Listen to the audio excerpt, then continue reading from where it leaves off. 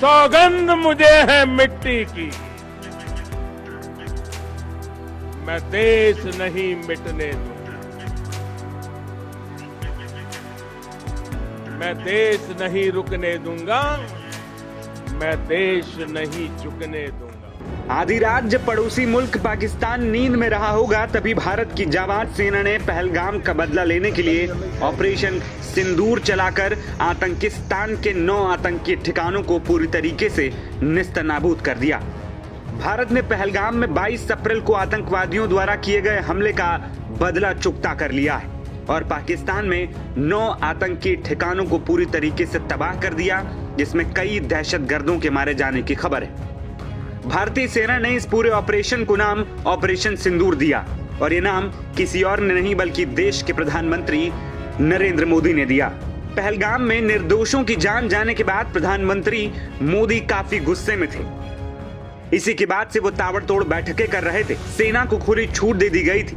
वहीं भारत के इस हमले से पाकिस्तान घबरा गया है। तो दूसरी ओर ऑपरेशन सिंदूर पर प्रधानमंत्री मोदी की लगातार नजर बनी हुई है। पीएम मोदी ऑपरेशन की शुरुआत से ही रात भर पूरी मॉनिटरिंग करते रहे। कहा जा रहा है कि पीएम मोदी रात भर सोए तक नहीं। वहीं पीएम आवास से ही पूरे ऑपरेशन पर प्रधानमंत्री मोदी ने नजर बनाए रखी।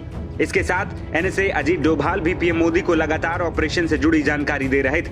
आपको बता दें कि भारत ने पहलगाम आतंकी हमले के 15 दिन बाद ये बड़ी कार्रवाई की।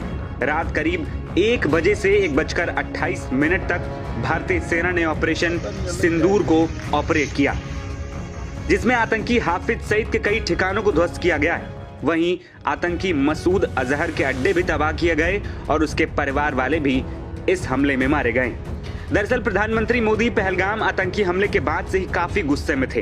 वो लगातार बैठकें कर रहे थे और आतंकियों को कड़ा संदेश भी दे रहे थे। मंगलवार देर रात को पाकिस्तान पर हमले से पहले प्रधानमंत्री मोदी ने राष्ट्रीय सुरक्षा सलाहकार अजीत डोभाल के साथ बड़ी बैठक की थी। स्ट्राइक से पहले पीएम मोदी की आखिरी बैठक थी और हमले को अंजाम देने के बाद भी पीएम मोदी की पहली मुलाकात भी अजीत डोभाल से हुई। बुधवार सुबह दोनों की ये मीटिंग हुई। इसके बाद प्रधानमंत्री मोदी ने कैबिनेट बैठक बुलाई और इस कैबिनेट बैठक में सेना की खूब तारीफ की। वहीं पाकिस्तान में स्ट्राइक के बाद भारत के राष्ट्रीय सुरक्षा सलाहकार अजीत डोभाल ने अमेरिकी एनएसए से भी बात की।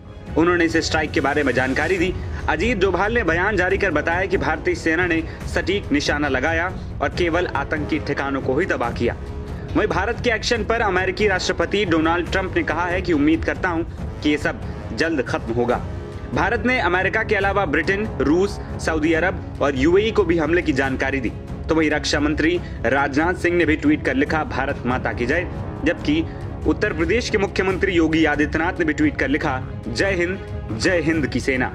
आपको बता दें कि पिछले दिनों जम्मू कश्मीर में हुए पहलगाम आतंकी हमले के बाद बिहार की चुनावी रैली में नरेंद्र मोदी ने कहा था कि भारत इसके खिलाफ कड़ी कार्रवाई करेगा।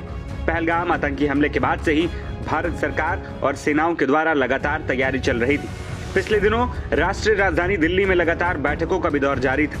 पीएम मोदी ने सेना के तीनों प्रमुखों के साथ मीटिंग की।